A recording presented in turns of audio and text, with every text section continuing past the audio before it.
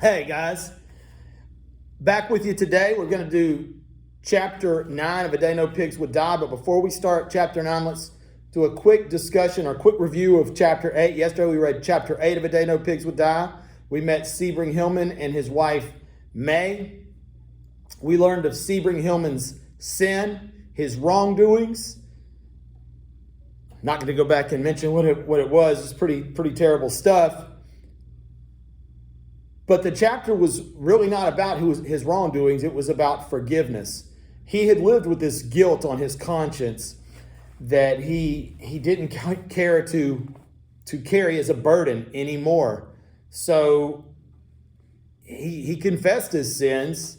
He essentially admitted his wrongdoing and said that from that point forward in his life, he would live differently. He would correct the way he had behaved, the things he had done. And obviously the rain's falling down during the chapter, and it's pouring on him, which symbolizes the washing away of his sins, similar to what we see in any church. Baptist church baptizes people. That's what it is symbolically. So today we're going to go with chapter 9. I was just outside the kitchen window trying to give Pinkie a bath, not really listening. But I could hear Aunt Carrie and Mama in the pantry, and they seemed to be head up over something that didn't make any sense to me one way or the other. Aunt Carrie seemed to have most of the ache and distress on her side. "It's shameful," she said. Then I could hear some pie tins rattle, and I figured it was Aunt Carrie who done it as a snit. Shameful. Them two living under the same roof without benefit of clergy.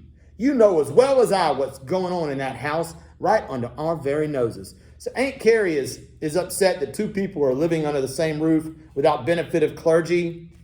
Benefit of clergy means without being married.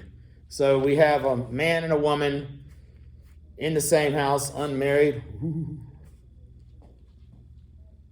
"Maybe," said Mama, "our noses are where they should not be. You heard Maddie say it when she was here the other day. Maddie says more than her prayers," said Mom. "Right under our noses, all that sin. Carrie, you know well as I that the widow Bascom and her hired man ain't living under our noses. They're near a mile down the road. Too close for comfort. Maybe it's time that widow Bascom took some comfort, and him too. It's shameful. And to think of Vernal Bascom not yet cold in his grave. Poor soul. Carrie, you know well than I that Vernal Bascom, he's been gone 2, maybe 3 years. Didn't take her long to hire a man. Haven says he's a worker, and I say the Bascom place never looked better. She couldn't have done it alone, run that farm. Life ain't easy for a widow woman. Easy's the word for her. What goes on under a neighbor's quilt is not to me," said Mama. "Plenty goes on. He's a big strapper of a man, and I'll wager he's more than a year riper than she be." Stop there. Anybody know what a year riper means? It means a year younger. So not only do we have two unmarried people living together, but the man is a year younger. So I guess she's, a cougar. Let's keep going. "You seen him?" "No. You just hear it from Maddie.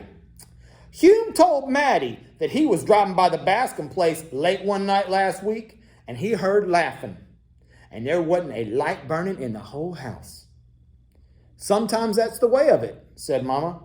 "Way of what?" "Often there's lots to laugh at in the dark. Hume heard it all." "I bet he slowed his horse to listen." "Hume's a decent man," said Aunt Carrie. "Decent and dull. They'd be little to laugh at in the dark with him. Shame. I say if Hume ever smiled, he'd break his legs." "Hume heard what he heard," said Carrie. "He told Maddie it was such a noise and carrying on that he wanted to whip his horse all the way to the churchyard and wake up Vernal. Vernal Bascom wasn't that much awake even when he was standing up. Now that he rests in peace, why don't Hume just let him rest?" Amen. "I can see it," said Mama. "See what?" "I can just see Hume Plover in the churchyard whispering to Vernal. Hume never spoke to him all the time he was alive. Now that he's at rest, all Hume wants to do is spark up a chat." You just go on and on. That I do, Miss Carey. There's little enough to snicker at in this old world, and to see Hugh Plover whipping his horse to talk to the dead is enough to give me the all-overs.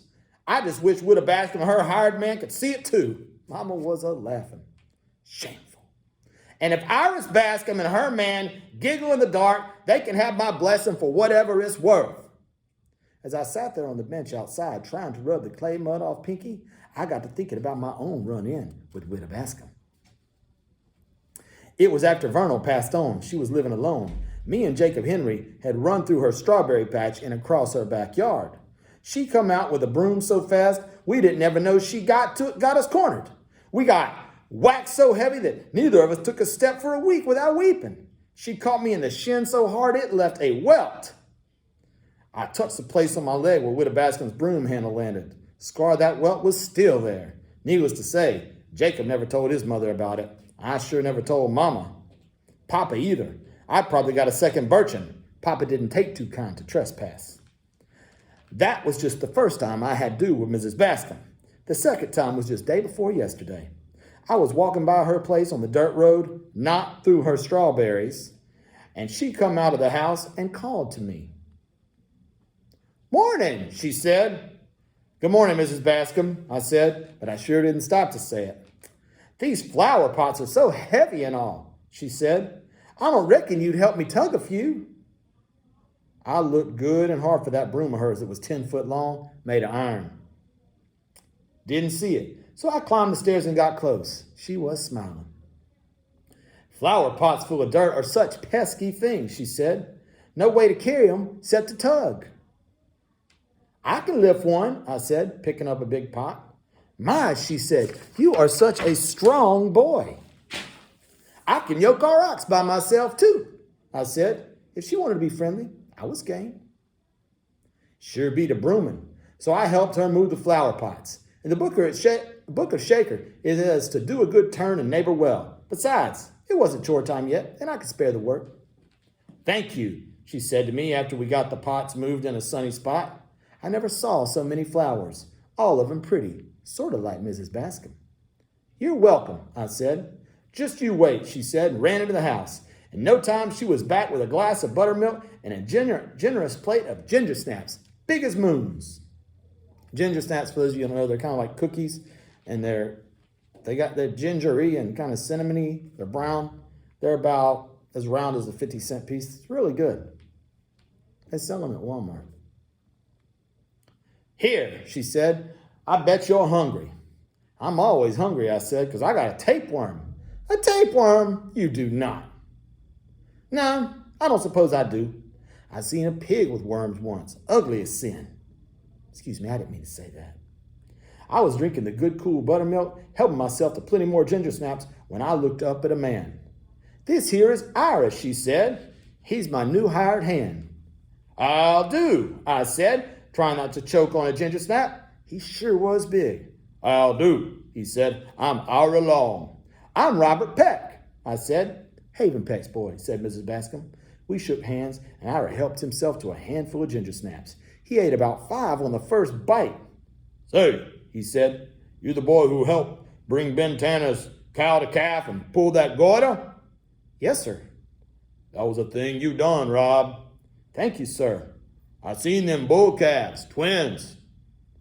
"Bob and Bib," I said. "When they call Bob's name for me." "That's an honor," said Mrs. Bascom. "You blessed is," Iris said. I couldn't think of anything to say, so I took another ginger snap, stuffed it in my mouth so as I wouldn't have to talk. Sticking out my cheek made a shelf you could set a dish on. Ira and Mrs. Bascom looked at me, started to laugh, and I got so fussed I just turned around a couple times and I started to laugh too. I still don't know what was so all-fire funny, but it was. "Them 2 young oxen," said Ira. "I hear Ben Tanner's taking them to Rutland Fair." The very mention of Rutland Fair made my heart jump. Jacob Henry had gone to Rutland Fair last year. He told me that it just would not be believed. Anything that weren't at Rutland Fair just wasn't worth seeing. To hear Jacob tell it, fair was some spot. "You ever been, Rob?" "No, sir. But I'd sure take pride in going with the pig I raised. Her name is Pinkie. Guess when I get growed up, I'll go every year. But we can't go now." "How come?" We don't have a horse, and I hear it's quite a ways anyway. All we got is Solomon. Who's that? Asked Mrs. Bascom. Solomon's our ox. He's slow, but he's big and strong and wise, like King Solomon from the Bible. Lot of fat, said Ira. Best I be going, I said. Thank you for the ginger snaps and buttermilk. You're more than welcome, Rob, said Mrs. Bascom. Any time you come this way, be sure to stop by for a how-do. I will. Bye, Ira. So long, Rob. That's what I was remembering as I sat washing up Pinkie. That pig sure did get dirty. She even got mud in her ears. When I first got her, washing was no trouble on account of her being so tiny and all. But now, she was bigger than August. Papa come around the corner carrying a gear for the quern. Mama had a small, hard quern in the milk house, which was used to grind up meal. I turned the crank. You'll wash that pig away, said Pinkie. Won't be nothing left of, said Papa. Won't be nothing left of Pinkie except a lump of lard. I'm getting her clean so I can put a ribbon on her neck, pretend I'm taking her to Rutland. Papa hunkered down on his heels and watched me wash Pinkie. She was clean as an archangel. Rob? Yes, sir? Do you think you could keep both your feet out of trouble if you was to go by yourself to Rutland? I couldn't talk. I knew he was funning me about going to Rutland. It weren't for real. Ben Tanner stopped by. He offered to take you to the fair with him. Seems like Mrs. Bascom and told Mrs. Tanner how much you wanted going. Ben asked me. He says he wants to show off them young oxen and he wants a boy to work them in the ring. Said that they was too small just yet for him and that he'd feel foolish. Papa, is this a joke you playing on me? If it is, I don't think I could take it. You ain't heard all, boy. Mr. Tanner says he sent in some stock up a day early. Says if you want to show Pinkie, she can go too. Papa, please. Now then, it's more than a week off. I don't want to be taught to death about Rutland before you even put a foot on the fairgrounds. Before you go, there's a hen coop that needs cleaning out. Manure's so thick in there, you got to kick a pad to get eggs. I'll do it, Papa. Another thing, there won't be no spending money. Not for nothing, you hear? Yes, sir, Papa. Mama will make you a lunch basket. That'll be breakfast, dinner, and supper. And you're to do all that the Tanners ask of you and see things done before they ask. Yes, Papa, I'll sure do good. If they judge hogs and judge oxen at the same time, your place is with Tanner's yoke and not your own pig. Promise me, boy. I promise, Papa. I'll do you proud. And one more thing. It'd be right warm if you stop off and give Widow Bascom a thank you. You're beholden to her for putting that bug to Mrs. Tanner's ear. I will, Papa. I will. Mom was happy I was going to Rutland. Aunt Carrie wasn't so sure at first, but later that evening, she said she was going to give me 10 cents for the fare, providing I didn't lose it. And didn't tell about it to Mama or Papa. It was a secret. I slept out in the corn crash with Pinkie that night. She was so clean, Mama said, it would be a shame to waste it. Before going to sleep, I put my arms around Pinkie's neck, told her all about her and I on a trip to Rutland. How she was going to win a blue ribbon at the showing. I told her about Widow Bascom and Ira Long, much as I knew, how they giggled together in the dark. Pinkie, I said, having a big hired man around like Ira may be sinful, but I say the Widow Bascom is some improved.